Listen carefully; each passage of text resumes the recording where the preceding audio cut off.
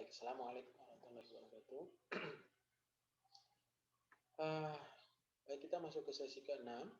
Yang akan kita bahas adalah tentang badan usaha milik swasta dalam sistem ekonomi Indonesia. Kita ketahui bahwa memang sistem ekonomi Indonesia mengakomodir kepentingan swasta untuk terlibat dan berkontribusi ke dalam perekonomian negara. Ya. Kalau kita lihat apa sih BUMS itu, ya. Jadi secara umum pengertian BUMS itu adalah badan usaha yang modalnya dimiliki oleh swasta. Ya, bisa itu orang perorangan, kolektif, ya, yang tujuan utamanya adalah untuk mencari laba. Nah, keberadaan BUMS ini menjadi penopang, ya, menjadi penguat, ya, struktur perekonomian bangsa kita sebagai pelaku perekonomiannya.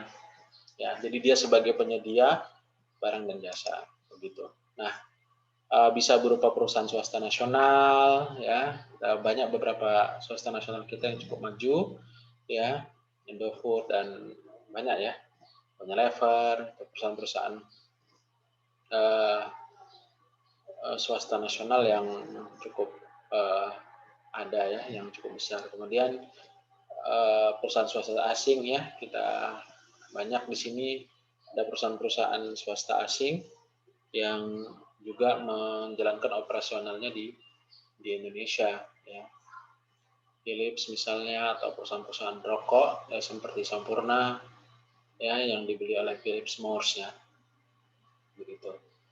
Nah, ada kelebihan, ada kekurangan tentu, misalnya kayak kelebihannya cepat dalam pengambilan putusan, ya, ini juga sebagai income bagi negara dari sektor pajak, ya. Dia membantu meningkatkan produksi dalam produk dalam bruto kita, gitu, ya.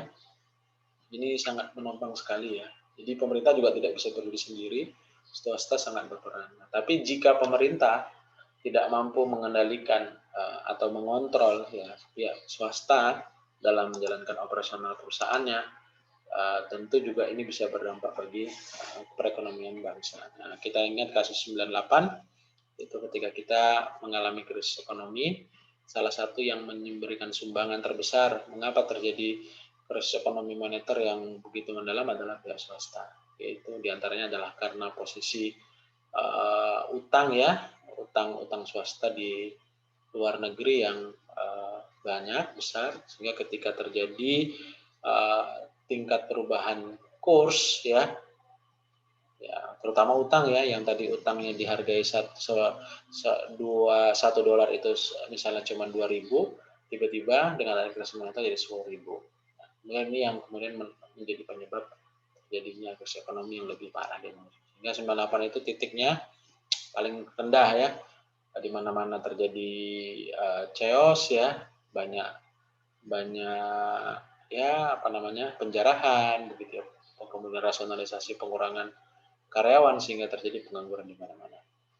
Jadi ini satu pengantar untuk bisa nanti sama-sama diskusikan.